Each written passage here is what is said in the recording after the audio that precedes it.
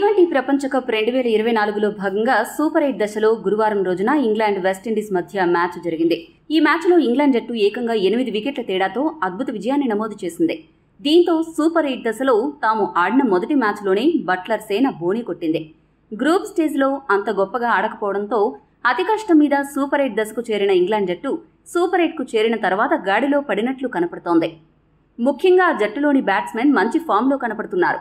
ఈ విషయం మిగతా జట్లకు ఖచ్చితంగా డేంజర్ బెల్స్ అని చెప్పొచ్చు. ఈ మ్యాచ్లో ఐపీఎల్లో బ్యాటింగ్ను రిపీట్ చేస్తూ ఫిలిప్ సాల్ట్ మరోసారి పెను విధ్వంసం సృష్టించగా ఐపీఎల్లో తడబడిన బేర్స్టో ఇంగ్లాండ్ మిడిల్ ఆర్డర్కు వెన్నెముకగా నిలబడి ఇంగ్లాండ్ను విజయ తీరాలకు చేర్చాడు. ఇంగ్లాండ్ జట్టు ప్రస్తుతం కొద్దిగా డేంజర్గా కనపడుతోంది.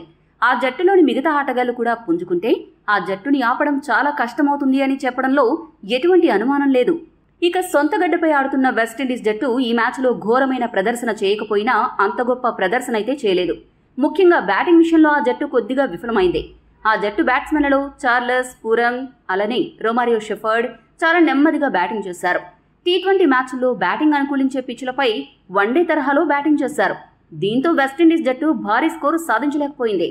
ఈ ముగ్గురు గనుక కొద్దిగా దూకుడుగా బ్యాటింగ్ చేస్తుంటే వెస్టిండీస్ స్కోరు ఖచ్చితంగా 200 దాటి ఉండేది. అప్పుడు ఆ జట్టుకి గెలిచే అవకాశం ఉండేది. అదే సమయంలో రస్సెల్ మరోసారి ఘోరంగా విఫలమయ్యాడు. కేవలం 1 పరుగు మాత్రమే చేశాడు. వెస్టిండీస్ జట్టులో నిండా హిట్టర్లు ఉన్నా వాళ్ళు ఎప్పుడు ఎలా ఆడతారో వాళ్ళకే తెలియకపోవడమే ఆ జట్టు ఓటమికి ప్రధాన కారణంగా మారుతోంది. ఈ రోజు కూడా అదే జరిగింది. ఈ మ్యాచ్ హైలైట్స్ విషయానికొస్తే టాస్ గెలిచిన ఇంగ్లాండ్ జట్టు మొదట బౌలింగ్ చేయాలని నిశ్చయించుకుంది. బ్యాటింగ్కు దిగిన వెస్టిండీస్ జట్టుకు ఆరంభంలోనే ఎదురు దెబ్బ తగిలింది. 13 బంతుల్లో 23 పరుగులు చేసిన ఓపెనర్ బ్రాండన్ కింగ్ రిటైర్డ్ హర్ట్గా వెనుదిరిగాడు. మరో ఓపెనర్ చార్లెస్ 34 బంతుల్లో 38 పరుగులు మాత్రమే చేసి చాలా నెమ్మదిగా ఆడాడు. వన్ డౌన్ బ్యాట్స్మెన్ పూరన్ కూడా తన బ్యాటింగ్ శైలికి భిన్నంగా 32 బంతుల్లో 36 పరుగులు చేసి అవుట్ అయ్యాడు. హిట్టింగ్ చేస్తాడు అనుకున్న రస్సెల్ కేవలం 1 పరుగు మాత్రమే చేసి పెవిలియన్ చేరాడు. ఇటువంటి పరిస్థితుల్లో రోమన్ పావెల్ 17 బంతుల్లో 212 స్ట్రైక్ రేట్తో 36 పరుగులు, రూదర్ఫోర్డ్ 15 బంతుల్లో 187 స్ట్రైక్ రేట్తో 28 పరుగులు చేశారు. వీరిద్దరూ చివరిలో వచ్చి మెరుపులు మెరిపించి ఇంగ్లాండ్ బౌలర్లకు 3 చెరువుల నీళ్లు తాగించారు. వెస్టిండీస్ అసలైన విధ్వంసం ఎలా ఉంటుందో ఈ ఇద్దరూ చూపించడంతో 20 ఓవర్లకు గాను వెస్టిండీస్ జట్టు 4 వికెట్లు నష్టపోయి 180 పరుగులు చేయగలిగింది. చివరిలో బ్యాటింగ్కు వచ్చిన రొమారియో షెఫర్డ్ 7 బంతుల్లో 5 పరుగులు మాత్రమే చేసి తీవ్రంగా నిరాశపరిచాడు.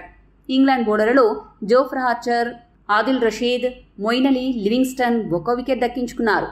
181 పరుగుల విజయ లక్ష్యంతో బరిలోకి దిగిన ఇంగ్లాండ్ జట్టుకు ఓపెనర్లు ఫిలిప్ సాల్ట్, జోస్ బట్లర్ మంచి ఆరంభం ఇచ్చారు. సాల్ట్ దూకుడుగా ఆడగా బట్లర్ మాత్రం వన్డే తరహాలో బ్యాటింగ్ చేశాడు. వీళ్ళిద్దరూ కలిసి మొదటి వికెట్కు 67 పరుగుల భాగస్వామ్యం నెలకొల్పారు. ఆ తర్వాత క్రీజులోకి వచ్చిన మొయిన్ అలీ 10 బంతుల్లో 13 పరుగులు మాత్రమే చేసి అవుట్ అయ్యాడు. దీంతో ఇంగ్లాండ్ జట్టు తక్కువ సమయంలోనే 2 వికెట్లు కోల్పోయింది. ఇటువంటి పరిస్థితుల్లో ఓపెనర్ ఫిలిప్ సాల్ట్ 4వ స్థానంలో వచ్చిన జానీ బేర్స్టోతో కలిసి సూపర్ పార్ట్నర్షిప్ ని నెలకొల్పడం జరిగింది. అద్భుతమైన బ్యాటింగ్ చేస్తూ వెస్టిండీస్ బౌలర్లకు ఈ ఇద్దరు ఇంగ్లీష్ బ్యాట్స్మెన్ చుక్కలు చూపించారు. ఎక్కడా తడబడకుండా గట్టిగా నిలబడి సూపర్ హిట్టింగ్తో పరుగుల వరద పారించారు. వెస్టిండీస్ జట్టులో ఏ బౌలర్ బౌలింగ్ చేసినా ఆకాశమే హద్దుగా చెలరేగిపోయారు. వీరిద్దరూ కలిసి మ్యాచ్ ముగిసే సమయానికి అజేయంగా 97 పరుగుల భాగస్వామ్యాన్ని నెలకొల్పారు. దీన్ని బట్టి ఈ ఇద్దరు హిట్టర్లు ఏ రేంజ్లో బ్యాటింగ్ చేస్తారో అర్థం చేసుకోవచ్చు. ఫిలిప్ సాల్ట్ 47 బంతుల్లో 155 స్ట్రైక్ రేట్తో 5 సిక్సర్లు, 7 బౌండరీల సాయంతో 87 పరుగులతో అజేయంగా నిలవగా, బేర్స్టో 26 బంతుల్లో 185 స్ట్రైక్ రేట్తో 2 సిక్సర్లు, 5 బౌండరీల సాయంతో 48 పరుగులు చేశాడు. దీంతో ఇంగ్లాండ్ జట్టు 17.3 ఓవర్లలోనే లక్ష్యాన్ని ఛేదించింది. కేవలం 2 వికెట్లను మాత్రమే నష్టపోయింది. వెస్టిండీస్ బౌలర్స్లో రస్సెల్, రోస్టన్ చేస్ 1 వికెట్ దక్కించుకున్నారు. ఈ వీడియో మీకు నచ్చితే లైక్, షేర్, కామెంట్ చేయండి.